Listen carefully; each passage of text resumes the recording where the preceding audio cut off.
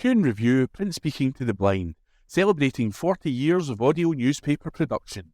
Welcome to this week's edition of the National Podcast, recorded at the Bishop Briggs Media Centre by our amazing volunteers. You can get in touch with us via Facebook, Twitter or Instagram using @CuneReview, that is @CuandReview.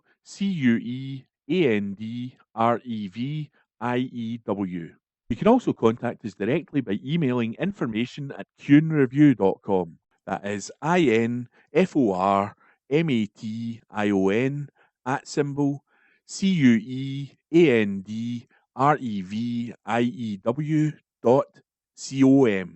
or by calling 0141 772 3976.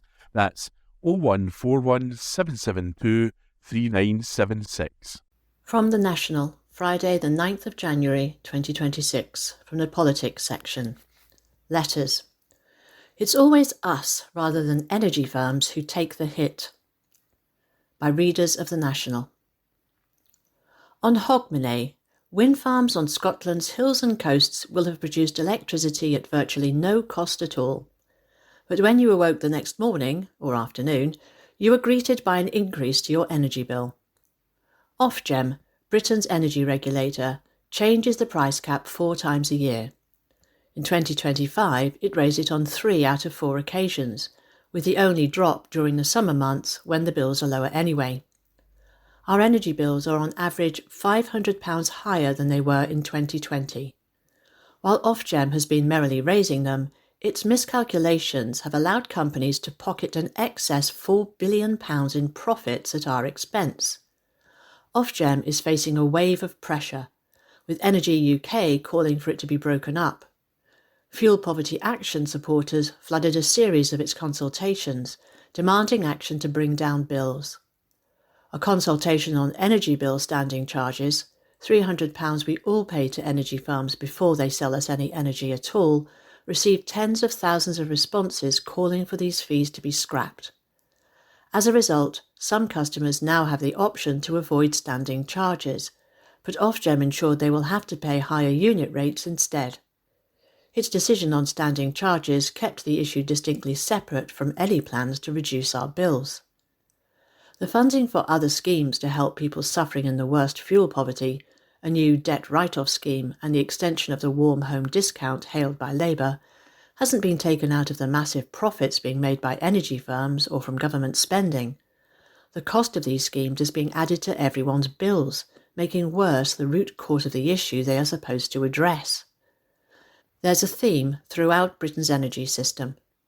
Despite what we can all clearly see, huge profits, bumper bonuses and £1 million executive salaries, it's never made the responsibility of energy firms to take the hit in order to prevent families going cold. The price cap that Ofgem controls is designed to guarantee profits for firms. There is no consideration of guaranteeing our essential energy needs. This is upside down. Energy is essential for our human right to a decent standard of living. Meeting this goal has to be the start and end goal of our energy system and all of its stakeholders. While this government and Ofgem mop around the edges, groups including Fuel Poverty Action are demanding that every household is guaranteed its essentials, enough energy to cover the basics of heating, lighting, cooking and washing. Scotland produces such huge amounts of wind energy that at times it costs nothing at all to distribute. After decades of INEOS, BP and Shell being the main beneficiaries from Scotland's natural resources, the shift towards renewables must bring about an end to fuel poverty. Free basic energy for everyone isn't a utopian dream, it's possible right now. But it requires a revolutionary rethink where people's needs are put before profits. Stu Bretherton, Campaigns Lead, Fuel Poverty Action. Further to Lindsay Ward's letter on wind energy, Letters Jan 6th, I feel much in agreement, but think it addresses only part of the situation.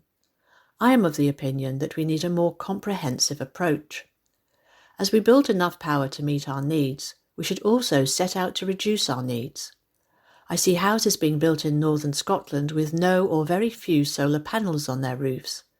We should be retrofitting insulation where required. Concerns about massive wind turbines souring the visual impact of the landscape are well founded. Any future planning application for large turbines should be granted on condition that the applying company insulates or adds solar panels to houses within a set distance from the proposed turbine site prior to commencement of turbine work. We have a landscape that allows loads of well-hidden microhydro, such as where a river, large or small, passes under a bridge or pours down a steep hill, a fine example being the one on the northern side of Loch Ard in Stirlingshire. We would do well to recognise Lindsay's point about the wind-down time on windless days by redirecting future development to vertical marine sites, as they can operate more than 20 hours per day, every day, and they can be strung around our coast, since the high and low of the tide happens at different tides. All, of course, to be built by Scottish headquartered companies. M. Ross Aviemure. I was sitting on the ferry to Gourock reading Thursday's copy of The National, shaking my head in absolute disbelief at the complete and utter stupidity of members of the Labour Party. To read one of these absolute Burks coming out with, they should start talking up a government that's ended austerity in Scotland and delivered so much north of the border, is quite simply one of the most deluded, stupid comments I have ever heard. Starmer has delivered so much for Scotland, like the Tories did too for decades. But to be more accurate, it's so much absolute misery, deprivation, deindustrialisation, Brexit and resource theft. Ian K. Dunoon. From The National, Friday the 9th of January 2026. From the politics section. Kate Forbes to sign deal with Paris region to boost economy. Article written by Gregor Young. Scotland's Deputy First Minister will sign a partnership agreement with the Greater Paris region in a bid to boost economic growth. On Friday, Kate Forbes will sign the Memorandum of Understanding between the Scottish Government and Île-de-France region President Valérie Pécresse. It aims to create a framework for closer economic ties, trade missions and business delegations between Scotland and the Greater Paris area. Areas of the deal include climate change, cultural exchange and promoting equality. A number of possible projects as part of the agreement have also been identified, including on green energy. Universities, researchers and creatives in Scotland and Greater Paris will be encouraged to take part. Forbes said, Greater Paris is home to more than 12 million people and one of Europe's most dynamic economies. This significant partnership will focus the historic relationship between Scotland and France on modern economic priorities. Scotland's unique strengths, expertise and innovation are recognised around the world.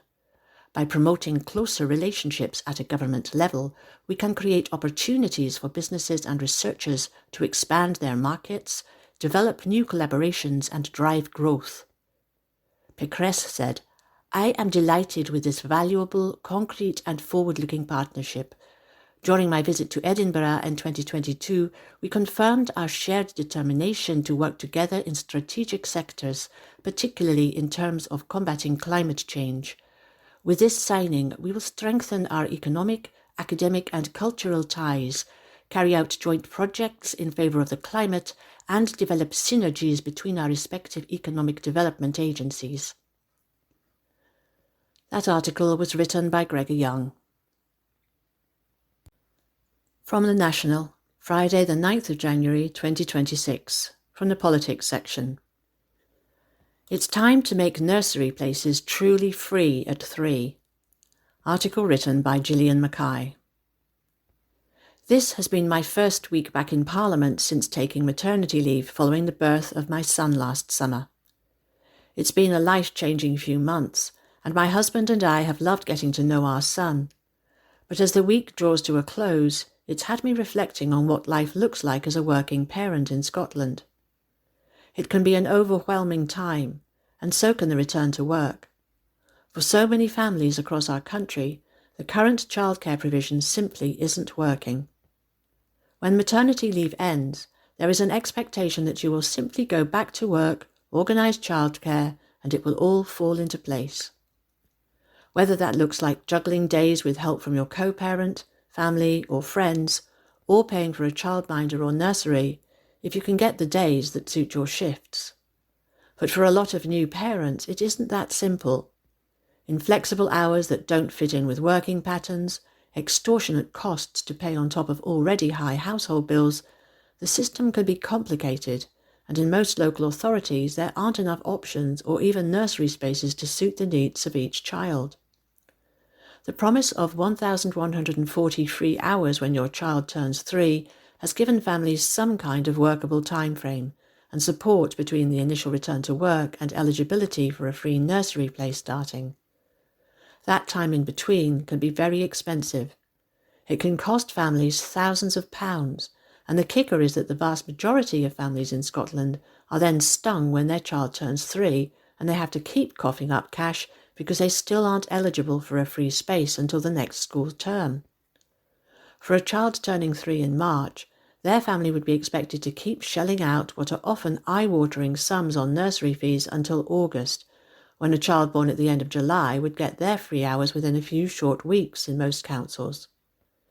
It is an unfair and unjustifiable hidden in plain sight tax on hard-working parents and families who are penalised because of when and where their child is born. Many parents find that they are working simply to pay for childcare as the costs are far too high. For families with twins, triplets or multiple children, there is a real double threat at hand. Either stop working entirely and potentially end up in serious debt, or work to simply pay for childcare with the risk of still ending up in serious debt. Funded hours starting at the next term after a child turns 3 is a problematic, outdated system across many local councils in Scotland, and it needs to change now. That is why we are calling for the provision of funded nursery hours to be truly free at 3 in the next Scottish budget, kicking in on the Monday after a child turns 3. This won't solve all of the problems in the system, but it would provide immediate support and relief for families that need it. As a point of principle, Greens believe in free childcare for all children. It is one of the most important and progressive steps we can take in terms of supporting families and our economy. It should never depend on having the ability to pay. Children and their families should be able to flourish no matter what their income looks like. It's why we took measures to expand free school meal provision, scrap school meal debt, cut the cost of uniforms by removing penalising and costly rules, and raise the Scottish child payment. Parenting is not an easy task, and babies don't come with instructions, as I've learned myself over the past few months. Families are expected to muddle through and simply find the answers for themselves while juggling a new baby and all of the stresses of life. Nobody should be left wishing that their child was a bit older, anticipating that when they get to nursery or turn 3 that it will be easier. New mums and dads should feel free to enjoy the precious stage that they are currently in. But this simply isn't the case when the costs of childcare to be able to go out and work are terrifyingly high for so many people. The least we could do is make things easier where we can by ensuring each child in Scotland has the same access to childcare at the same time, regardless of their postcode or birthday. That article was written by Gillian Mackay, co-leader of the Scottish Greens. This is from The National on Monday, 12th January 2026, from the News section. Rescue operation launched as person stranded on inflatable mattress, by Alistair Ferguson. A rescue operation has been launched in the Firth of Forth after a person became stranded out in the water on an inflatable mattress. A lifeboat crew from South Queensferry was called in to rescue the person on Sunday at around 9 a.m. after receiving a report that a person had fallen into the water and had been unable to recover. In a statement from RNLI Queensferry, they said the person had fallen into the water at around 8 a.m. near Cramond Island, Edinburgh, and was wet and extremely cold, with the sea temperature being around 7 degrees. They added that the person was rescued, taken on board the lifeboat, and was wrapped up for warmth before being passed on to the care of the Scottish Ambulance Service. The statement read, "This morning, Queensferry lifeboat was tasked by UK Coast Guard to reports of a person on an inflatable mattress east of Cramond Island. The casualty had been reported to have fallen in the water, but had managed to self-recover. The lifeboat made best speed to the area and quickly located the casualty. The casualty had been in the water since 0800 hours and was wet and extremely cold, with the sea temperatures being around 7 degrees. Our volunteer crew recovered the casualty and equipment to the lifeboat. The person was wrapped up for warmth, and it was assessed that an ambulance and rapid evacuation would be required." It added, "The lifeboat made best speed to Granton Harbour, where the casualty was handed over to Scottish Ambulance Service crew, SORT and South Queensferry Coast Guard rescue team. The lifeboat returned to station and was made ready for service at 1500 hours. This was Queensferry Lifeboat's fourth shout of 2026. That article was by Alistair Ferguson. This is from The National on Monday 12th January 2026. From the comment section. The safety of Scotland will rely on European links. By Alan Smith. Those who look only after their own interests and never those of others cannot, by their very nature, be allies to anyone. That one phrase from former Icelandic Prime Minister Bornstein Palsson, writing in Arctic Today, cut through to the heart of the blizzard of chaff the increasingly appalling US administration has been throwing out. If your stated policy is America first, then it follows that the rest of us are, at best, second. He also articulates something that has been bothering me for a while, but I've not quite been able to put my finger on. The post-1945 world order was based on a USA-led and enforced set of rules in defence and trade that crucially applied equally to big and small states. The NATO treaty is not just about defence. It articulates an agreed worldview which includes a commitment to eliminating conflict in their international economic policies and encouraging economic collaboration. Trump's trade tariffs imposed on ally and foe alike trash that. The grim spectacle of so many states playing along and trying to somehow individually get themselves better terms compounds that trashing of solidarity. The member states of the EU have at least more or less hung together, and in a chilly world, that matters.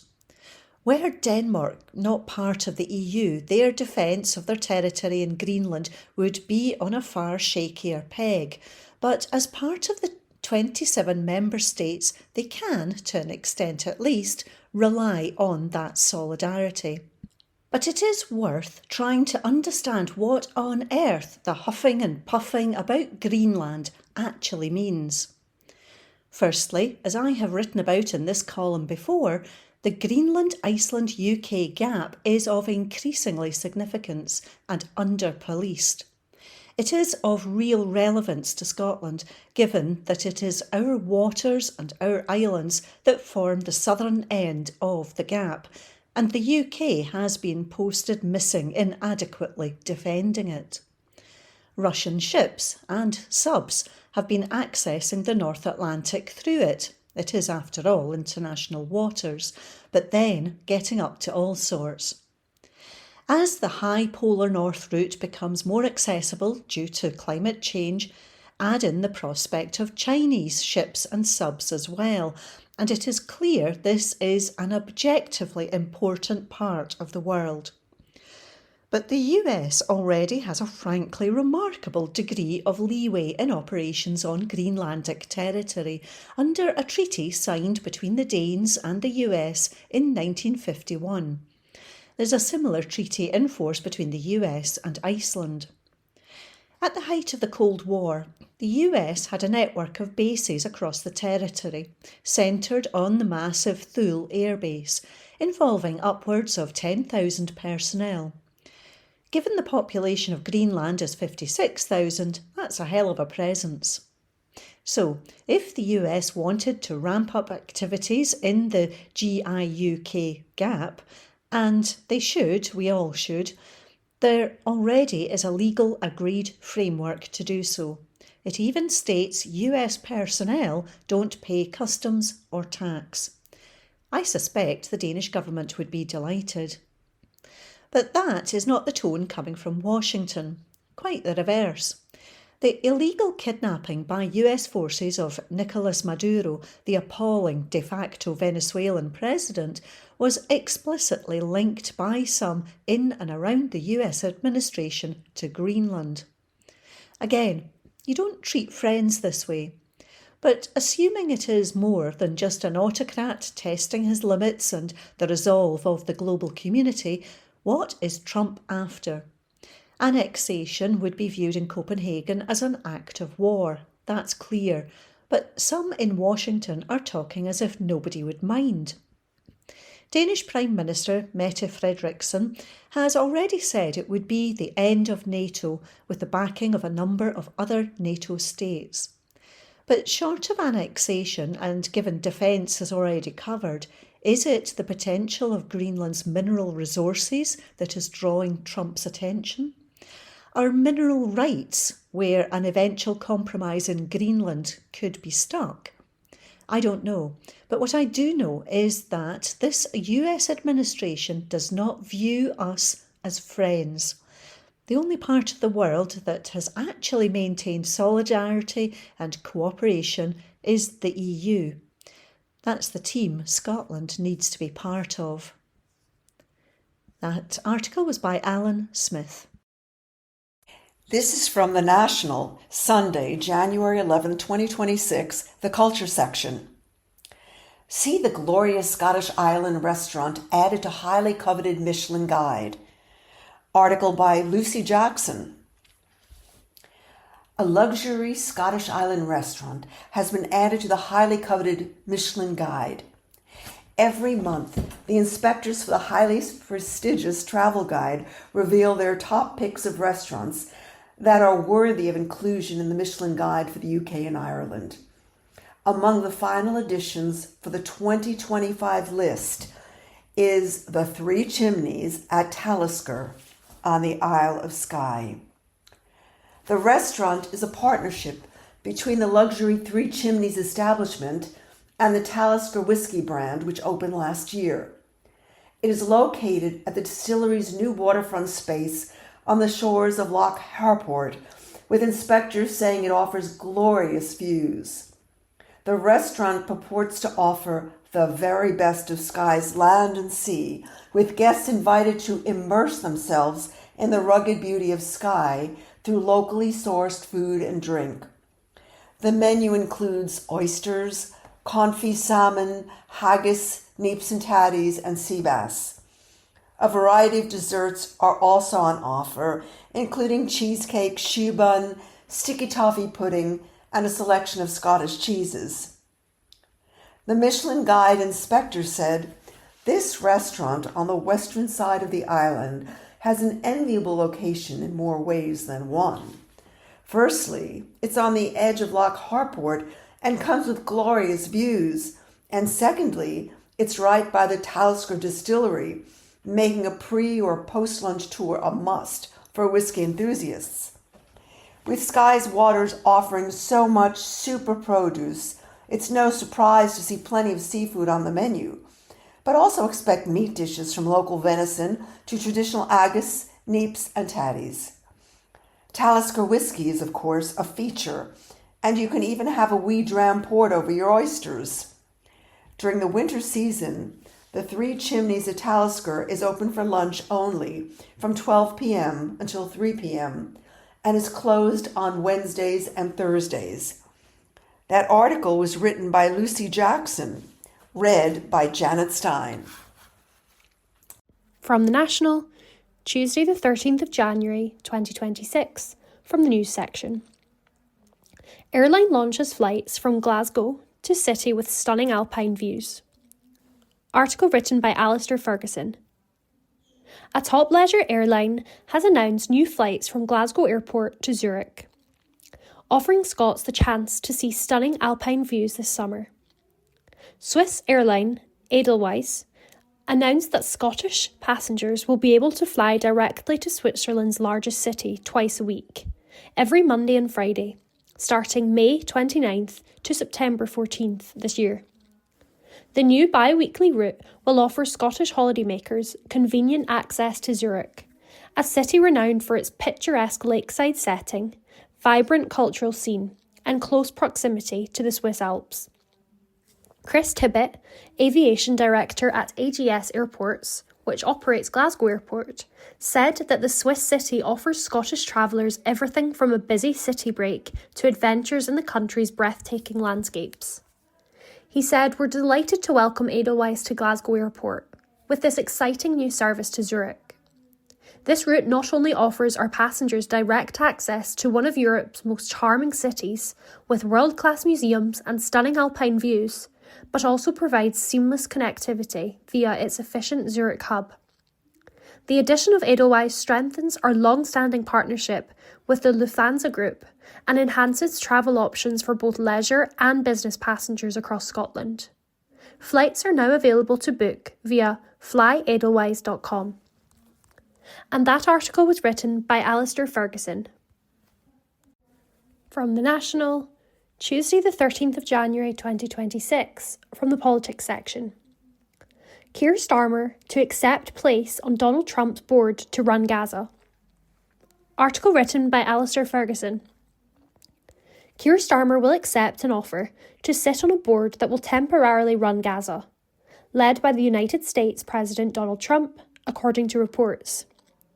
It was revealed last weekend that Trump had extended an invitation to the UK Prime Minister to join the Gaza Board of Peace, which will temporarily run Gaza and make decisions on its reconstruction of the besieged region.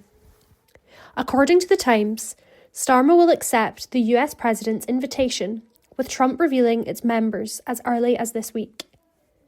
A senior British official reportedly told the newspaper that the first meeting was expected to happen next week on the sidelines of the World Economic Forum in Davos, Switzerland. The board is expected to include leaders from around 15 countries, such as Germany, Italy, France, Egypt, Turkey, the United Arab Emirates and Qatar. A Number 10 source told The Times no formal invitation had been extended to Starmer and that talks continued. Discussing the group on Sunday, Trump said, "Essentially, it's the most important leaders of the most important nations. You take the most important leaders and nations, that's who the Board of Peace is going to be." The White House added that the board will set the framework and handle the funding for the redevelopment of Gaza, alongside providing oversight and supervision of a future Gaza government comprising qualified Palestinians and international experts. Tony Blair will also join the board, the White House confirmed in September. The former Prime Minister was reportedly being considered to chair the board, but was dropped by the US following an outcry from Middle Eastern states over his role in the invasion of Iraq in 2003. It has also been reported that Blair will join Jared Kushner, the US President's son-in-law, and Trump advisor Steve Witkoff on the board, along with serving world leaders. There is little information currently known about the board, including key issues such as the governance of post-war Gaza. Chaired by Trump, the board is part of a 20-point peace plan to end Israel's war on the region. It comes after Israel repeatedly violated the ceasefire, including airstrikes, shelling, and the demolition of homes, which have reportedly killed more than 400 Palestinians in 3 months. Israeli forces have also continued a blockade on Gaza, severely restricting humanitarian aid, with Benjamin Netanyahu's government also banning renowned aid charities, including Doctors Without Borders and Care, from the region. And that article was written by Alistair Ferguson. From The National, Tuesday the 13th of January 2026, from the news section. Rapist escapes on way to Edinburgh High Court sentencing. Article written by Laura Pollock.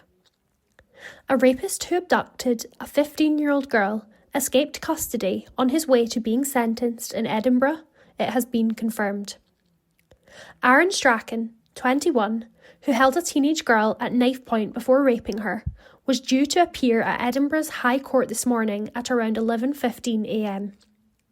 Strachan evaded external agency officers escorting him and was reportedly seen running through crowds on the Royal Mile. Police later apprehended him following a manhunt. A Police Scotland spokesperson said, around 11:15am on Tuesday 13th of January, we were made aware of a man escaping from custody at the High Court in Edinburgh. Officers attended and the 21-year-old man was traced nearby. A Scottish Prison Service spokesperson also confirmed the incident, stating, "We can confirm an individual escaped while under escort this morning, and we are working with Police Scotland to return him to custody. Strachan's sentencing has been postponed." And that article was written by Laura Pollock. From The National, Tuesday the 13th of January 2026, from the politics section. Alex Salmond ally steps down as chair of ALBA. Article written by Steph Braun. An ally of Alex Salmond has stepped down as chair of the ALBA party, it has been reported. Tasmina Ahmed Sheikh has temporarily stepped aside for personal reasons, according to the Daily Record. Ahmed Sheikh was in Macedonia when former First Minister Salmond died from a suspected heart attack in October 2024, aged 69. She was previously an SNP MP for 2 years following their landslide victory, but lost her seat in 2017. In an email to ALBA members, leader Kenny McCaskill said, "I am writing to update you following the NEC meeting held over the weekend and to outline the key decisions that were agreed. The most significant outcome from the meeting was that Tasmina Ahmed Sheikh has temporarily stepped aside from her role as ALBA party chair due to the personal reasons. She will retain her position on the National Executive Committee as one of our 4 female ordinary members. We send Tasmina our very best wishes and look forward to her return when circumstances allow." McCaskill detailed that Debbie Owen has been appointed as interim chair, who he said will bring a wealth of experience from her career in the civil service and in senior financial roles. He went on, "At a time when the party is navigating significant challenges, Debbie's experience means we are very much in safe hands. She has the skills, credibility and authority to hit the ground running and provide stability and focus in the weeks ahead." ALBA currently have no representation in either the Scottish or UK Parliament. McCaskill and Neil Hanvey were the party's only MPs and lost their seats in the last general election. MSP Ash Regan defected to ALBA from the SNP in October 2023, but last year left the party over concerns about its direction. She ran to be leader of ALBA last year but was beaten by McCaskill. And that article was written by Steph Braun. From The National, Tuesday the 13th of January 2026, from the news section. US Coast Guard escorts Marinera oil tanker into Moray Firth. Article written by Laura Pollock.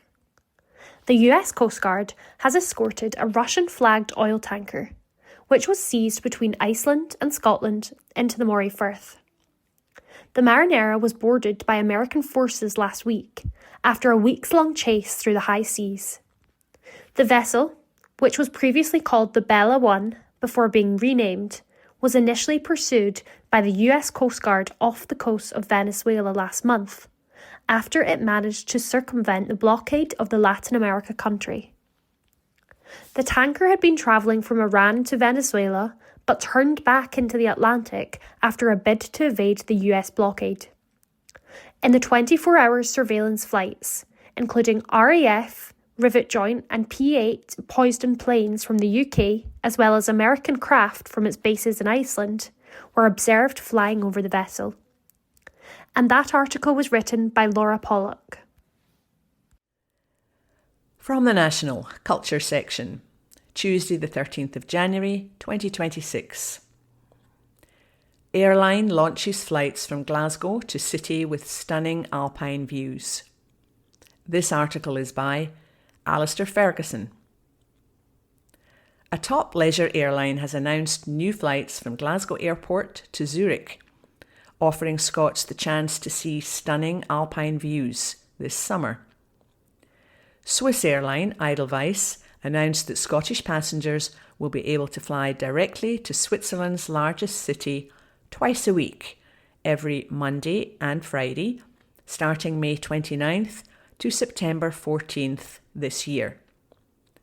The new bi-weekly route will offer Scottish holidaymakers convenient access to Zurich, a city renowned for its picturesque lakeside setting, vibrant cultural scene, and close proximity to the Swiss Alps. Chris Tibbett, Aviation Director at AGS Airports, which operates Glasgow Airport, said that the Swiss city offers Scottish travellers everything from a busy city break to adventures in the country's breathtaking landscapes. He said, "We're delighted to welcome Edelweiss to Glasgow Airport with this exciting new service to Zurich. This route not only offers our passengers direct access to one of Europe's most charming cities with world-class museums and stunning alpine views, but also provides seamless connectivity via its efficient Zurich hub. The addition of Edelweiss strengthens our long-standing partnership with the Lufthansa Group and enhances travel options for both leisure and business passengers across Scotland. Flights are now available to book via flyedelweiss.com, that's FLYEDELWEISS.com. And that article was written by Alistair Ferguson and read by Lynn McNeil. The National Politics on Wednesday, the 14th of January. An American invasion would be an attack on us all, a Greenland minister warns. An article written by Hamish Morrison. A Greenlandic government minister has warned that we would all be under attack if America invades their territory. Speaking at a press conference in Westminster on Tuesday, Greenland's Business and Mineral Resources Minister, Naya Nathanielsen, told reporters that Donald Trump's threats to take the territory by force would herald a new world order and the breakdown of the rule of law. She said that whatever offer the Americans made at a meeting chaired by the United States Vice President J.D. Vance with Greenland and Denmark's foreign ministers on Wednesday must be put to a vote for Greenlanders. Ms. Nathanielsen said, "For others this might be a piece of land, but for us it's home." Asked if she would expect backing from NATO allies such as the United Kingdom if America was to invade, the minister said, "If this scenario was to happen, I think everybody in this room and everybody in your countries would have to figure out what this new world order is about, and I think we would stand in a completely new situation. I really cannot answer your question because it implies that it would be one country being attacked by another NATO partner, but actually we would all be under attack. I think it would be a breakdown of the rule of law and international law and existing agreements and treaties. That would be a bad outcome and a big change because I think that we have all prospered a lot from the NATO alliance. I think it's brought peace and prosperity and stability, not only to the member countries, but wider than that, and I think it's served everybody quite well, all the member states. I do hope that we will not get into that situation, and I think we should do everything we can to prevent it." She said that the talks this week must avert the prospect of violence and taking the territory by force, something President Trump has not ruled out. He has spoken of wanting to take the territory because of its strategic position in the North Atlantic between Canada and Russia, and claimed without evidence that it's being targeted by submarines controlled by Moscow and Beijing. That claim has been denied by Nordic diplomats, according to a report in the Financial Times newspaper. However, Ms Nathanielson has said that Mr Trump is also interested in the territory's natural resources. Greenland is home to deposits of sought-after rare earth minerals, uranium and iron, and it's also thought to have significant oil and gas reserves. Ms Nathanielson said, "I think the Americans are interested because of national security reasons. I think that there's an interest in mining and supply chains, and that there's also a more ideological approach about expansionism." But she pointed out that Greenland banned uranium mining, essential for nuclear fission, and said that the people of the territory did not want it in their country. On President Trump's claims that America's interest was motivated by national security concerns, she added, "It's already possible for the United States to add to the security of Greenland if they so wanted, and we would have no problem with increasing access for NATO." An article written by Hamish Morrison. The National News on Wednesday the 14th of January. An army veteran who threw petrol bombs at a police station is jailed. An article issued by the National News Desk. A British Army veteran who threw Molotov cocktails at a police station after his criminal record was revealed was jailed for 3 years yesterday. Jamie Taylor previously admitted 2 charges relating to explosive substances and endangering life, and culpable and willful conduct. A court heard that the 34-year-old suffers from complex post-traumatic stress disorder after serving in Helmand province in Afghanistan.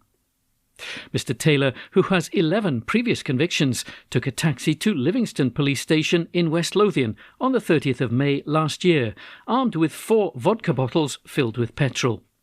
He lit one of them and threw it at 5 marked police vans parked outside.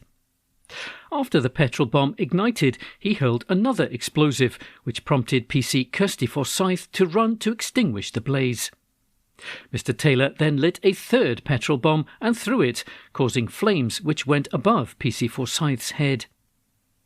He pleaded guilty in November at the High Court in Edinburgh and was sentenced yesterday at the High Court in Stirling.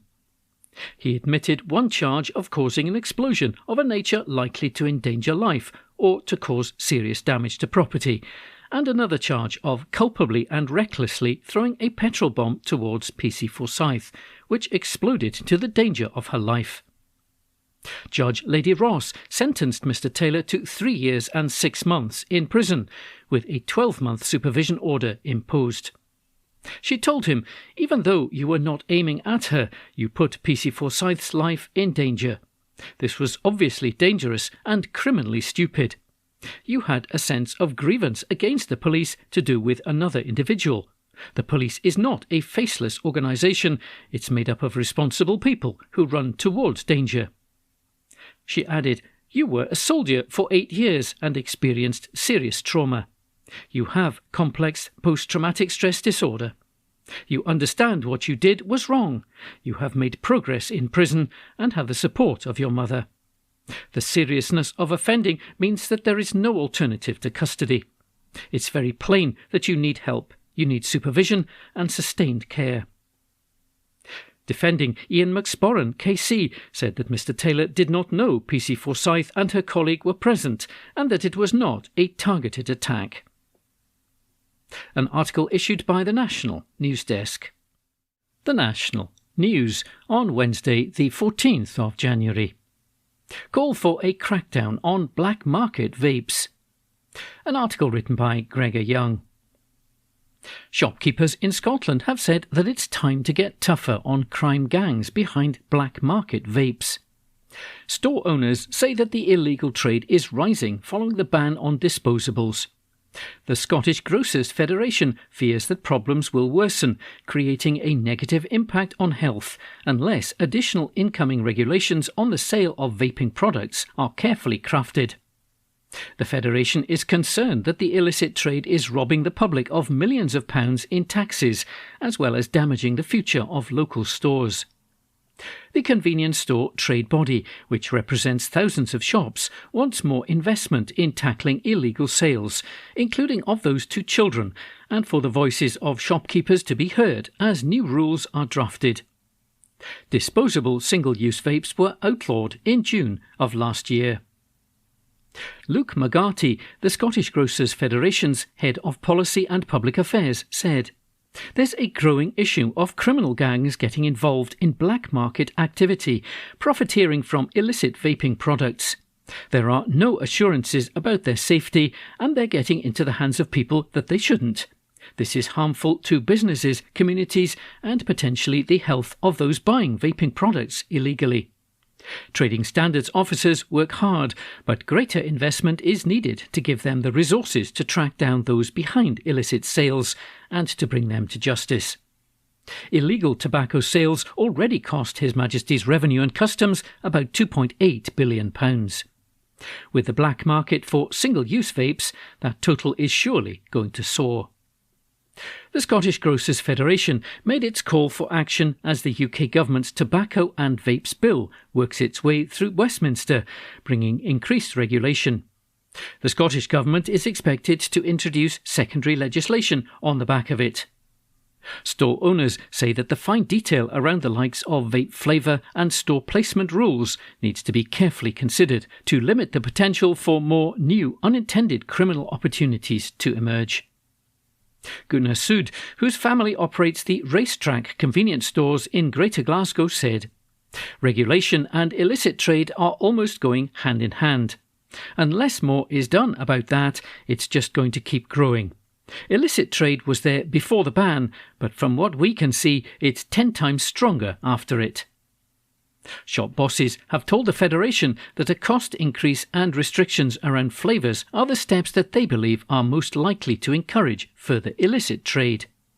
There's also concern among store chiefs that restricting flavours will prevent smoking cessation amongst those who wish to quit. Mr McGarty added, "We need to ensure that future restrictions, particularly those around vape flavours and store placement, do not make the situation worse. Vaping should be for adults who wish to quit smoking, and it's right that the government takes strong action to stop non-smokers, particularly children, from accessing vapes. But we need to strike a balance that achieves both those aims." An article written by Gregor Young. The National News on Wednesday the 14th of January. Glasgow Women's Aid calls for Stuart Hogg's MBE to be revoked. An article written by Amy Miles. Glasgow Women's Aid has called to revoke the MBE of former Scotland rugby captain Stuart Hogg. The request comes after Mr Hogg was convicted of domestic abuse involving coercive and controlling behaviour towards his former partner. The Glasgow charity has led the call, arguing that allowing Mr Hogg to retain the honour sets a troubling precedent. Members of the group have said that the decision sends the message that coercive control and domestic abuse do not carry serious consequences, that fame or financial means can allow abusers to evade real accountability, and risks emboldening other perpetrators of abuse. The Honours Forfeiture Committee states that recipients of honours are expected to be, and to remain, good citizens and role models, a standard which the group believes Mr Hogg no longer meets. Mr Hogg was sentenced to a community payback order with supervision and handed a 5-year non-harassment order. Glasgow Women's Aid said the sentence was markedly lenient in comparison with the severity of the abuse, which included coercive and threatening behaviour such as shouting and swearing at, tracking the movements of, and sending in excess of 200 text messages to his former partner, despite being asked to leave her alone.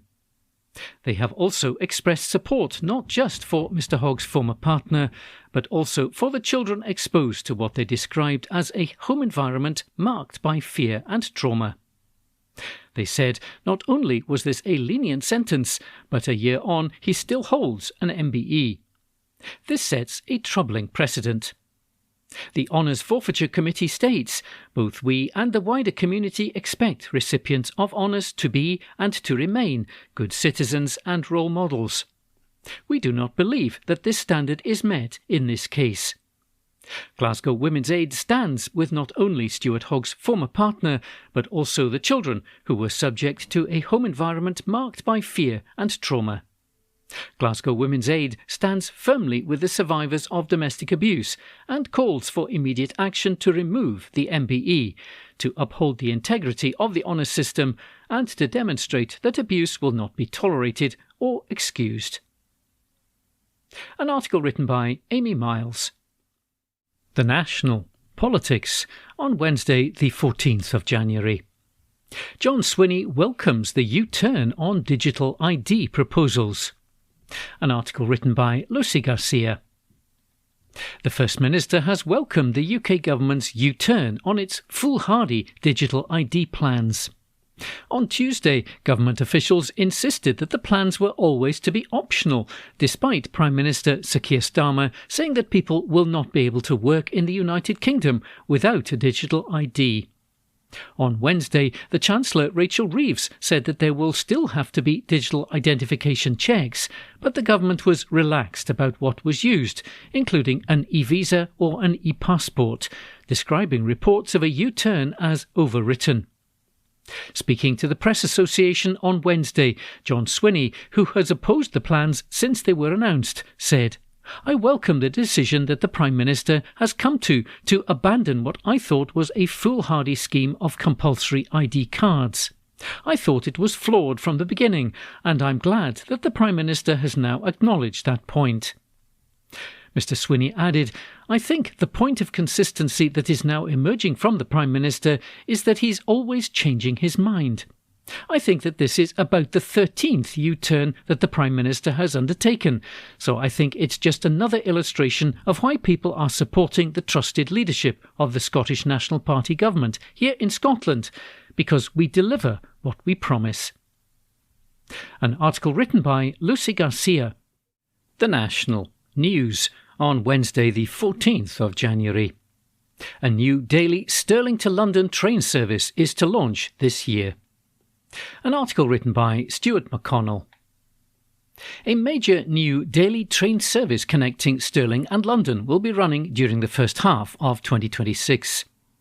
Lumo, who is part of First Group, will run 4 services a day, with 3 on Sunday, doubling the current number.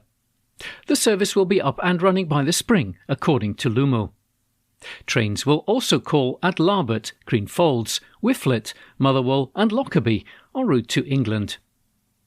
The Lumo brand currently runs on the East Coast Main Line between London King's Cross and Edinburgh. The UK government is renationalising all remaining franchised train services. Lumo runs on a separate open access basis, meaning that it sets its own fares, takes on all revenue risk and receives no taxpayer-funded subsidies. There are currently only 2 daily trains to London that stop at Stirling, the Highland Chieftain from Inverness and the Caledonian Sleeper. The new service will be in competition with Avanti West Coast and the publicly owned ScotRail, TransPennine Express and LNER. First Group Chief Executive Graham Sutherland has welcomed the expansion. He told the BBC, "Our investment and capabilities in open access rail have delivered reliable value-for-money services, grown rail demand and helped to spur economic growth and connect communities. We look forward to doing the same on our new services." An article written by Stuart McConnell. The National on Wednesday the 14th of January. Opinion. Social media giants are now out of control and politicians are afraid. A column written by Paul Kavanagh. I stopped using Twitter, which I refused to call X, back in 2024, before the United States election. After Elon Musk bought and renamed the platform, which had always been problematic, its pre-existing negative features became turbocharged. It was no longer worthwhile, in search of the occasional nugget or wit or useful information, to wade through a sewage outflow of fascist, white supremacist, Reform UK and MAGA, racist, misogynistic, homophobic and transphobic posts and constant disinformation. Mr. Musk's algorithm was pushing far-right and racist content into users' feeds, while suppressing content which did not align with its owner's far-right views. The platform was drowning in Christo-fascist extremism, AI slop, and astroturfing bots. So I locked my account in order to protect my username, and I walked away. Mr. Musk might claim it's free speech, but the rest of us have the freedom not to engage with or listen to it. Since leaving Twitter, I've noticed a marked improvement in my mental health, freed from the hate-fest and combative gotcha culture. It's abundantly clear where Mr. Musk's sympathies lie. Since Donald Trump became president, Mr. Musk has been posting ever more extreme far-right opinions. The self-declared champion of free speech has permitted abuse of minorities and women in pursuit of his so-called free speech absolutism. But his real intentions are revealed by the manner in which the platform's algorithm preferentially pushes content which aligns with Mr. Musk's own extremist views, and in his banning of the terms cis and cisgender, which Mr. Musk asserts to be slurs. Even if that were true, since he took over, his platform has seen an explosion in the use of other words which are unarguably slurs, but Mr. Musk has only taken action against those which offend his snowflake sensibilities. Twitter promotes free speech, but only the free speech which Mr. Musk and the far right approve of. In recent months, Twitter has become orders of magnitude. The platform's AI chatbot, Grok, which in July last year referred to itself as Mecha Hitler and posted praise of Hitler, white supremacist conspiracy theories, and endorsed a second Holocaust after Mr. Musk instructed Twitter's development team to prevent it from being woke, has again been the centre of controversy. People have used Grok to produce sexualized image of women and children by editing photos of women and girls, telling it to remove their clothing and enlarge their breasts and buttocks. The resulting images have then been posted on the platform for all the world to see. An analysis of 20,000 nudified images generated by Grok between the 25th of December last year and the 1st of January this year showed that 2% were of women and girls who appeared to be 18 or younger, including 30 of young or very young women or girls. A separate analysis conducted over 24 hours last week calculated that users had Grok create 6,700 sexually suggestive or nudified images per hour. They included removing a Jewish woman's clothing and placing her in a bikini in a sexually suggestive pose in front of the gate to the Auschwitz concentration camp. Another image generated by Grok removed the clothing from an image of Renee Nicole Good, the woman shot and killed by an ICE officer in Minnesota, put her in a bikini and added blood and a forced smile to an image of her dead body. A photograph of a child actor from Stranger Things, taken when she was about 12 years old, was altered to show her in a banana print bikini. In response to widespread criticism and alarm over the proliferation of these abusive images, Twitter issued a statement saying that the Grok image editing feature would henceforth be restricted to paid users. Other users found that the image editing feature was replaced by a notice saying that it was now for premium users only and were directed to a link from which they could pay to access the service. That's not taking steps to tackle misogyny and images of child sexual abuse. It's monetizing it. Mr. Musk's Twitter is a platform on which the ability to create sexualized images of children and non-consenting women is a premium feature. If there was a site called sleazypervs.com, which allowed users to upload photos of women and children so that AI could be used to strip, brutalize, and hypersexualize them, no one would expect it to be legal. It would be shut down, and those running it would be arrested and would face long jail sentences. Meanwhile, the self-declared gender-critical standing up for the rights of women and girls crowd continues to post on the platform. There's quite a lot of wishting going on when abusive images of women and girls are created by cisgender men. On Monday, the UK government belatedly announced that it will make it illegal to produce intimate images of a person without their knowledge or consent, and illegal for a company to provide the tools to do so. But no action is being taken as such against Twitter or Mr. Musk, beyond an announcement that the broadcasting regulator Ofcom will urgently investigate Twitter. Ofcom may eventually take action, like requiring Twitter to apologise in 8 months' time on a web page so buried that nobody will read it. It could go for the nuclear option and fine Twitter up to 10% of its global revenue, a maximum of £148 million, which is a whopping 0.0264% of Mr. Musk's net worth. Ooh, that'll tell him. The government has aired the possibility that Twitter could be banned in the UK, but we can file that under things that will never happen, along with Labour's promise of 1,000 GB Energy jobs in Aberdeen. The reality is that the social media giants are out of control and have become so rich and powerful that governments quail before them, especially a government as craven in the face of the threat from the far right as Keir Starmer's.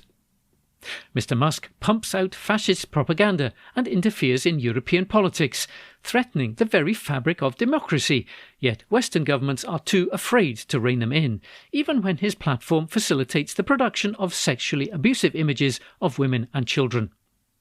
It's no coincidence that the 21st century dominance of social media has also seen the rise of the extreme right and the new fascism.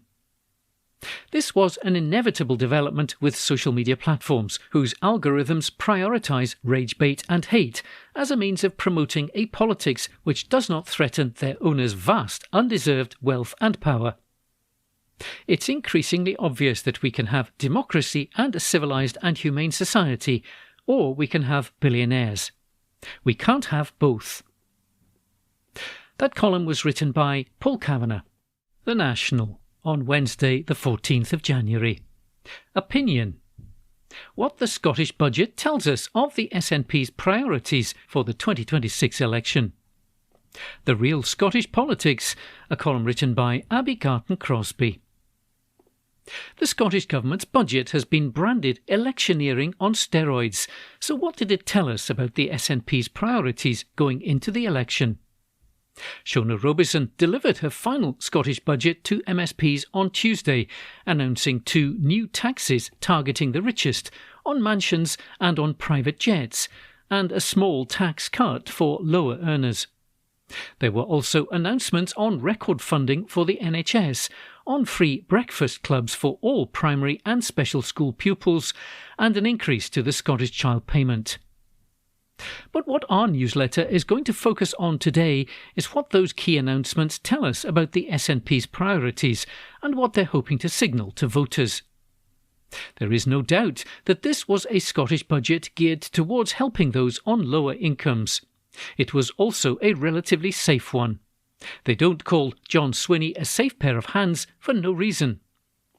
The increase to the Scottish Child Payment to £40 per week for babies under 1 will help to tackle poverty levels in Scotland, and creating free breakfast clubs will not only help to make sure that children start the day well fed, but seek to reduce stigma. Cutting income tax for those on the lowest bands, which will mean that 55% of Scots will pay less than those in the rest of the UK, is a clear dig at the UK government and the ongoing cost of living crisis. If you want to win votes, putting a little more money into people's pockets is not going to do you any harm. While those on the highest tax rates will see no change, the Scottish Government has committed to introduce a mansion tax for properties over £1 million and will introduce a private jet tax. It signals that Scotland can and will do things differently from Westminster when it comes to making the rich pay up.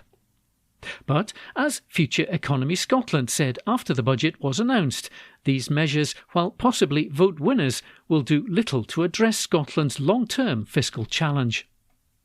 Laurie McFarlane, the co-director of the think tank, noted that the spending plans are reliant on making £1.5 billion of efficiency gains over the next 3 years, which seems highly optimistic. And this is largely just to stand still, before improving the NHS, tackling poverty or meeting climate goals, he went on. Sooner or later, we must confront an uncomfortable truth. If public services are to be protected, most of us will need to pay a little more tax. That means fundamental reform, not more short-term tinkering. He added that whoever forms the next Scottish Government after the 7th of May will face a stark choice: embracing broader tax reform or imposing damaging cuts. And Future Economy Scotland isn't the only one shouting about this.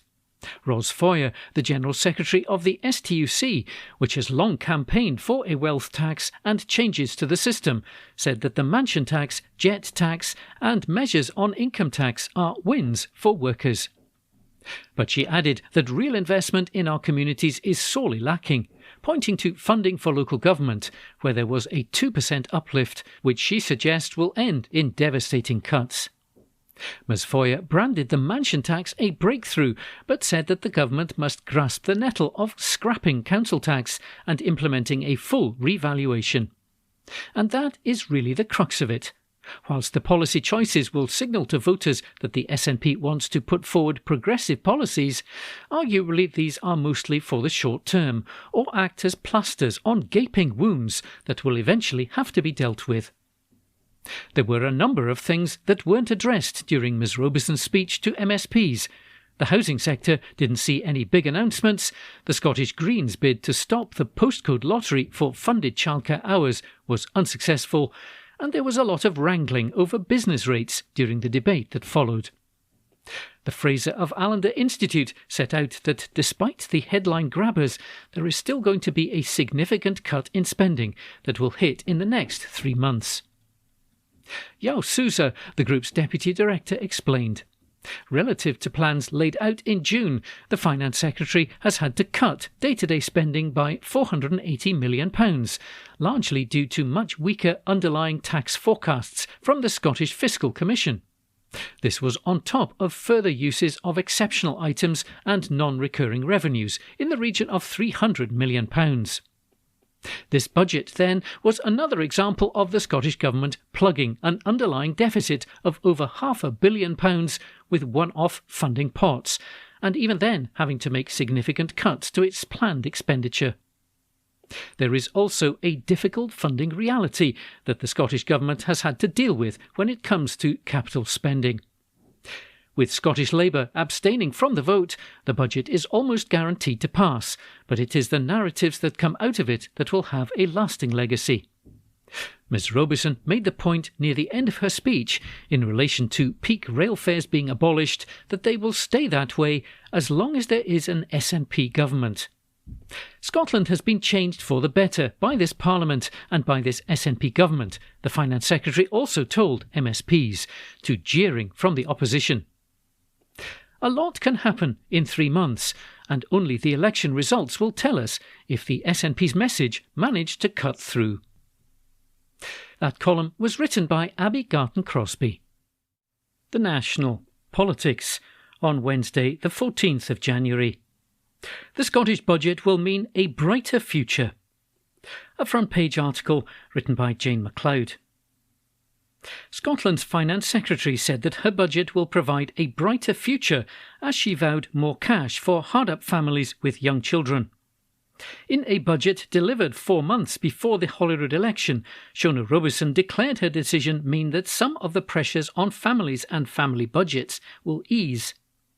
The Scottish Child Payment, a weekly payment to low-income families north of the border, will rise to £40 a week from next year for children under the age of 1, she pledged. She announced the increase at the same time as she revealed that the Scottish Government will seek to bring in both a private jet tax and a so-called mansion tax, with 2 new council tax bands planned for those living in homes worth more than £1 million by April of 2028. Setting out the changes, Ms Robison said, "To deliver even more for those with the least, we will ask those with the most, the very wealthiest in our land, to contribute that little bit more." While a private jet tax will not be introduced until some point after April of 2027, Ms Robison said, "I say to those who choose to travel by private jet in Scotland, You will pay a fair share for that privilege, and in doing so will be making Scotland a fairer nation. As well as increasing the Scottish child payment for under ones, she said that the benefit, which is set at £27.15 a week per child, will increase in line with inflation from next April. Vowing that the Scottish Government will continue to expand the best cost of living support package available anywhere in the UK, she said that £49 million will be set aside for new measures to tackle child poverty in an updated action plan to be published in March. She also promised every primary school will have a breakfast club, and a summer of sport will take place for youngsters this year to mark both the Commonwealth Games being staged in Glasgow and Scotland's men's football team returning to the World Cup. This will see free children's sporting activities, including swimming lessons for every primary school child in the country. Overall, she said that the 2026 to 2027 draft Scottish budget sets out investment of almost £68 billion in the well-being of our people and in the future prosperity of our nation. With record funding going to the NHS, she added, there will be more operations and appointments in our health service, and it will be easier to access a GP.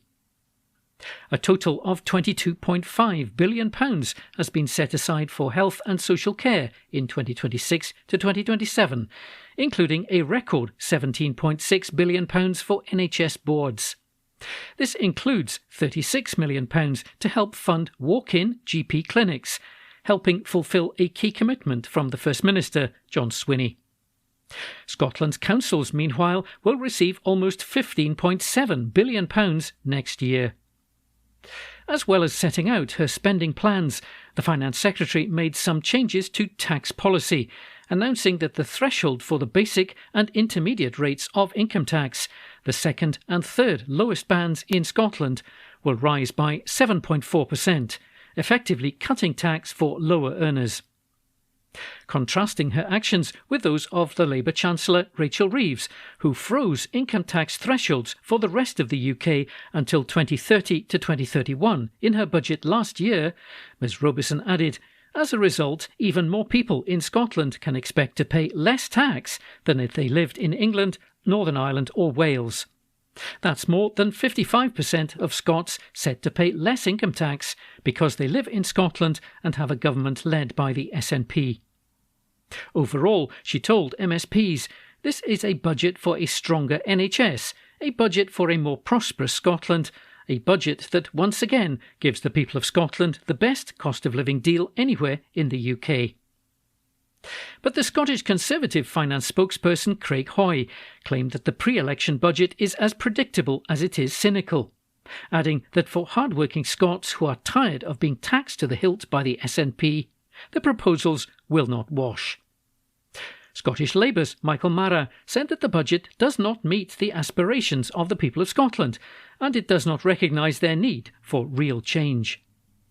Claiming that the budget simply offers more of the same from the SNP, he added, everyone in Scotland knows what that means. Hundreds of thousands in pain on NHS waiting lists, a justice system past breaking point, an education system going backwards day by day, more than 10,000 children waking up each day in temporary accommodation with no home to call their own. Scottish Greens co-leader Ross Greer said, I'm glad that the Scottish Government has accepted Green proposals to fund the likes of childcare expansion, with tax rises on the super-rich, a mansion tax on £1 million homes and a charge on the 12,000 private jet flights. Scottish Lib Dem MSP Jamie Green said that he was also pleased to see that many of the Lib Dem asks do feature in today's budget.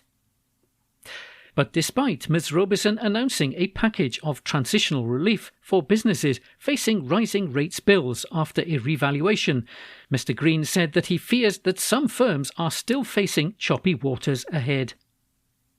Meanwhile, economics experts at the Fraser of Allender Institute think tank said that the devil was very much in the detail and in what wasn't said by Shona Robeson. The Deputy Director, Yao Souza, said that the Finance Secretary chose to talk about policies such as higher bands of council tax on £1 million plus properties and increases in the Scottish child payment for children under the age of 1, but neither takes effect in the next financial year. He added what does take effect in less than 3 months' time is a significant cut in spending, even if you wouldn't know it from the budget speech. A front-page article written by Jane MacLeod. The National News on Wednesday the 14th of January. A Scottish garden centre is set to close after 32 years. An article written by Erin Brown. A garden centre which has served the community for more than 3 decades has closed due to crippling rising costs, as the family behind the business say that the decision has left them absolutely heartbroken. Strawberry Corner Garden Centre in Walliford near Musselburgh in East Lothian is now in liquidation after 32 years, as a post on the business's social media shared the update today with great sadness. It notes that rising costs have been crippling since the COVID-19 pandemic, as well as the impact of constant roadworks in the local area, which have reduced footfall dramatically. Billy Bussell and his late brother Alan opened the doors of the garden centre in May of 1994, and it's remained in the family ever since. The post reads, "We tried tirelessly to make things work, but unfortunately it wasn't to be. We'd like to thank each and every one of you who shopped with us over the past 32 years, many of whom have become friends. We can only apologise that this has been cut short, and we will no longer be part of the East Lothian community. To our staff, past and present, many of whom were more like family, we will always be grateful. As a family, we're absolutely heartbroken that our lifetime's work has ended this way. However, it has been out with our control, and the company is now in liquidation." An article written by Erin Brown. This is from The National on Thursday, 8th January 2026, from the comment section. Scotland should take note of Trump's threat to Greenland, by David Pratt. At first, the reaction was a combination of derision and puzzlement, but that was last year. Fast forward some 10 months or so, and that near dismissive amusement has been replaced with a palpable sense of panic in some European quarters. I'm speaking, of course, about US President Donald Trump's fixation on having Greenland as part of his Greater America overseas adventure.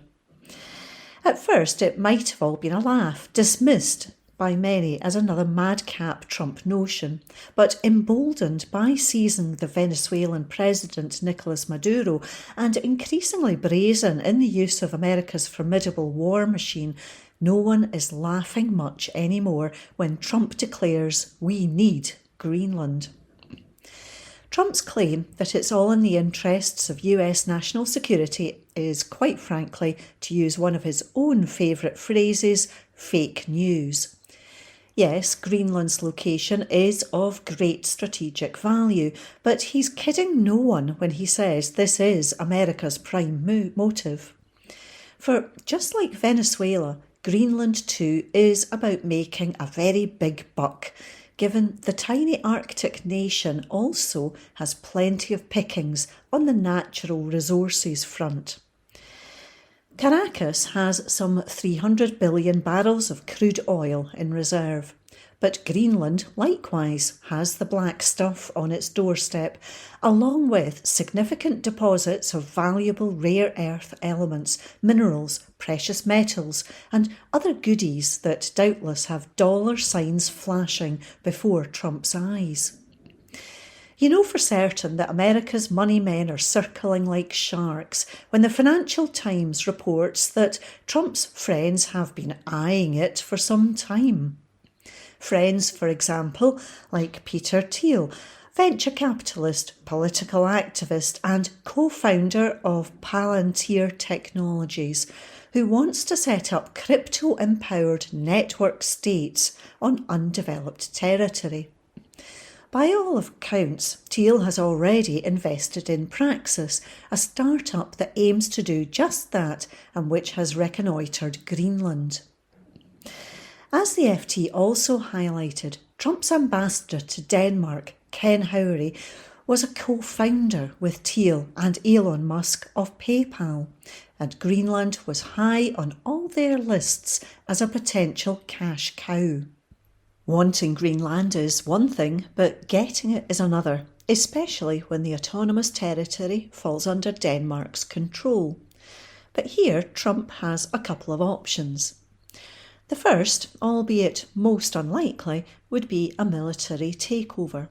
This, no doubt, would go down well with some within the MAGA cadres who, despite their reluctance to see US engagement overseas, would enjoy the way such an intervention would probably put paid to NATO in a heartbeat.